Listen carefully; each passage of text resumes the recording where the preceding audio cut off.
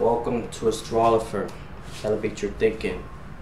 This is going to be one of those videos, special videos about astrology. It's going to be about Rahu and Ketu. And if you guys don't know your astrological chart in Vedic astrology, make sure to check the description box below. I'll have a link towards where you can find your chart, where you can pull up your chart, put in your information, your date of birth, your time of birth, your location of birth, and it will calculate your chart, because you need to know what chart you are. This is not Western astrology. I don't want you to get confused. Astrologer, this movement that we created, is about Vedic astrology, spirituality and philosophy as well, right? So, Rahu and Ketu. Rahu is a Jyotish term. Jyotish is the name for astrology in India, whereas in Western astrology, which is known in the United States, Rahu is named North Node. Now Ketu in Jyotish is a Jyotish term, Vedic astrology term, but in Western it's known as South Node. Now see Rahu and Ketu in mythology, because you think the thing about astrology, especially Vedic astrology, is based on their religion, is based on Hinduism. So in the Hinduism scriptures and Sanskrit, it said that Rahu and Ketu was a single identity. It was a demon. It was one person, right? And then this demon had his head sliced off. The head became Rahu and the body became Ketu. Alright? Now, Rahu is an obsession energy. It's not a physical planet. You see, that's the crazy thing about this. Every planet is physical. You can see it in the chart. But Rahu is not a planet. It's just a point in the sky where people, astrologers, discover that has a very important point in showing somebody's karma and revealing somebody's karma. So as Ketu, it reveals somebody's karma. So it's not a physical planet. It's not there. It's just a point in the sky. Now, wherever Rahu was placed in the chart, Rahu's the head, right? Rahu's the head. The demon got sliced off. Rahu became the head. The body became Ketu. Wherever Rahu was placed, in whatever sign it's in, Ketu will be placed in the opposite sign. For example, if Rahu is in Aries, Ketu will be in Libra. Even to the point, the exact degree. If Rahu is in 10th degree of Aries, Ketu will be in 10th degree of Libra. Now, here's the thing about Rahu and Ketu. They're always moving backwards. They never move forward. Every planet moves forward. From Aries, Taurus, Gemini, Cancer, Leo, Virgo, keeps going forward. Whereas Rahu and Ketu, they move backwards. So if Rahu is in Aries, it will go to Pisces. Then it will go to Aquarius. Then it will go to Capricorn, and so on. It moves backwards. And it's very, very special points in astrology. Now, Rahu, I just discovered this. Me thinking, because as I grow, I understand astrology more. Rahu is the most malefic planet in astrology. It's obsession. It's smoke. It's illusion. It's the future. It's unorthodox. It's about breaking the norms of society. It's about new age technology. It's smoke. Remember, that's the main one. Smoke and illusion. It's social media. It's porn. It's cinema. It's TV. Media, YouTube. This is what you're looking at right now. This is Rahu. This is Rahu, but I'm real. So that's Saturn. My Saturn is allowing me to have organization, have a commitment to this project, to Astrologer. But this is actually an illusion. This is just Rahu. What you're looking at right now is Rahu. It's my Rahu exposing this. So even Rahu is new age technology. Rahu is about making something new. Like phones. You could talk to somebody in a distance. That's like, whoa, that's different. Back in the days, somebody with a strong Rahu thought about creating something different. Creating an idea. All right, let me see if I could communicate with somebody in far distance. They had a Rahu, strong influence. The person who created television, he was like, let's broadcast a vision. They could just be, wherever they are, they could watch something.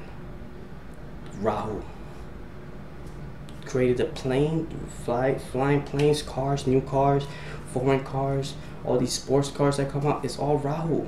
A big mansion is Rahu. Rahu is an obsession and it wants everything. Rahu co-rule the sign of Aquarius. What does co-rule means? Co-rule means that it has a portion of what it owns in that sign. So Rahu owns part of Aquarius with Saturn. Why? It's logic. Aquarius is about gathering a large amount of people and making a conscious difference together. But to do that, you need to be different. You need to have a Rahu energy to gather a large amount of people and create something different.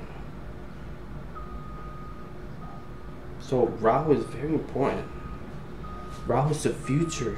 Rahu, whatever house is placed, shows the weak point in your chart. Shows where you're weak at the most. Like you have no muscle in that house. It's so weak that if I punch you in that house, you could fall, especially when you're young. But as you age, your Rahu becomes stronger. Rahu is the reason what you lack in past life. Now Ketu. Ketu is a very spiritual planet. It's the most spiritual. Think about Ketu like this. Wherever Ketu is placed in the chart, the lights are off. That house, there's no light there. It's dark. There's no noise. Nothing is happening in that house. So wherever Ketu is placed in the chart, when you go towards that area of your life, you will feel a big dissatisfaction because Ketu represents detachment. Ketu represents letting go. Ketu represents spirituality. Now, why is it letting go? Why is it detachment? Because Ketu represents what you mastered in past lives. How many lives you had? Everything, the best that you was in past life is revealed through Ketu. So wherever Ketu is placed in the chart, shows what you was an expert at, what you mastered in past life. Where in this life you feel a complete dissatisfaction when you go towards that house. So there's this back and forth pool of Rahu and Ketu. Rahu's taking you, all right, let's go to something new. But because you're not familiar with that house, Rahu, you feel confused, especially early on. So you go back to Ketu. So when you go back to Ketu, you do the things that Ketu represents, you feel a big dissatisfaction. Because you feel like you've been there, done that, deja vu. So you go back to Rahu. So it's this back and forth pool, and this is what makes everybody go forward in life. This is Rahu and Ketu is actually the movement of this world. If there's no Rahu and Ketu, there will be no movement at all. And I used to think about Saturn is a malefic because it restricts and it blocks. But Saturn is actually the most beneficial. It's a realistic planet. It's telling you that you're not going to be here forever. One day you're just going to... So do what you have to do in this earth. Saturn is time. So it's the most beneficial. To me, Saturn is very important. Saturn is what made me create this, my commitment to this. The most malefic actually could be is Rahu. Rahu is smoke, and it could lead to addiction. Because what happens when you smoke, when you drink, or when you intake any type of drug? You feel kind of slow motion. You don't know what's happening. You feel kind of lost. You feel kind of too confident. Your mind's always changing. Everything's going slow. Everything is blurry. That's Rahu. And here's the thing. You want to look at the ascendant, the moon, and the sun. Because these three are what makes you your personality. See, you're looking at right now my ascendant, the way I express myself, my moon, and sun is already shining. I don't have to force it. It's already coming out of me. Right? But, so that's why it creates your personality, these 3 points. Ascendant, remember, ascendant, moon, and sun. If Rahu come in contact with any of these, it can make you very confused in life. It can make you very lost in life. You could be misled a lot. And yes, even to the point of addiction. But it can make you very strive and obsessed towards some part of your life. So if Moon and Rahu is conjunct, it can make you very confused about your emotion and about what you want in life. If Rahu is with Sun, it could illuminate your personality. It can make you very arrogant as a person. Not confident, arrogant, more arrogant. And if Rahu is in the ascendant, you're just gonna be like, okay, what should I do? Like you just feel like obsessed about yourself. You feel like the world revolves around you. You kind of become like this blurry type of person. Now Ketu, wherever house, again, will bring a lot of dissatisfaction. But if a planet touches, when I mean touches, I mean by degree. So let's say Ketu is in Gemini and 25 degree, while Moon is in Gemini and 22 degree, that's close. That's when it starts affecting. The degree matters. So it has to be between 10 degrees apart, either from forward or backwards from Ketu, and that's when this is going to affect the planets. Ketu will bring dissatisfaction, bring you detachment, because you experience that house, right? And if a planet is with Ketu, it shows that you experience in past life has had a lot to do with that particular planet. So if Ketu is with Venus, it will bring you a lot of dissatisfaction in relationship, because you feel like you mastered relationship already in past life. And when you seek material possession, you feel like, it's not really making me happy. Ketu and Mars, it feels like you put a lot of energy in, but what's the point of putting energy in? Because Mars is energy, you feel like, what am I doing? But Ketu and Mars is actually kind of beneficial because you have a lot of willpower that you came in this life and past life with. Like you have a lot of willpower from past life that you could use in this life when you aim towards Rahu. Because again, that their points, they're always either one sign to another, they're opposite points. So if a planet is conjunct Ketu, Rahu is going to aspect that planet, and that planet is going to aspect Rahu. It's going to be a mutual aspect. Now let's talk about the aspects. Rahu and Ketu, they aspect the 5th, the 7th, and the 9th place away from where it sits. So let's say Rahu is in the ascendant. It will aspect the 5th house, it will aspect the 7th house, and it will aspect the 9th house. And Ketu from the 7th house will aspect the 11th house, the first house, and the third house. And when you count what aspect, you don't want to count like starting from the next house. No, you need to count the house itself. That counts as one house. That counts as one. So when you counting, Rahu aspects the 5th, the 7th, and the 9th. You want to start with the first house. So it's 1, 2, 3, 4, 5 is the 5th house. So let's say Rahu is in the 3rd house.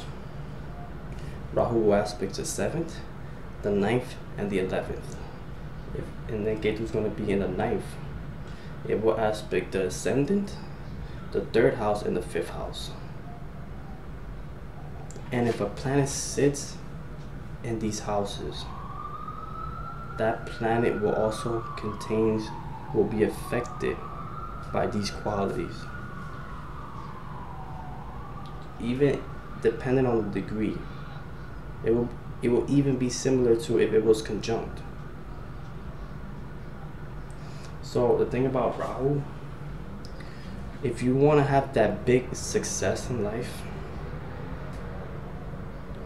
if you want to be like something new, something different, you need to follow Rahu. Rahu is something new. Astrologer, this is created by Rahu. This is new. This is something you've never seen before. But if you want to be spiritual, you want to be different, if you want to be an ashram, if you want to be spiritual, if you want to seek enlightenment, if you want to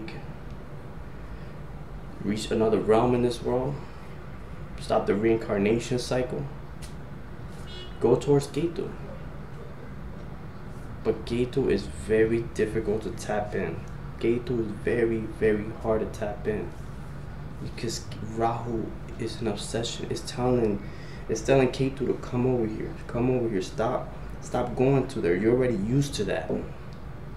Focus on where I am. This is life right now. Think about Rahu as this maniac. Wherever house is at, it's just that house is going to be loud. It's going to be insane.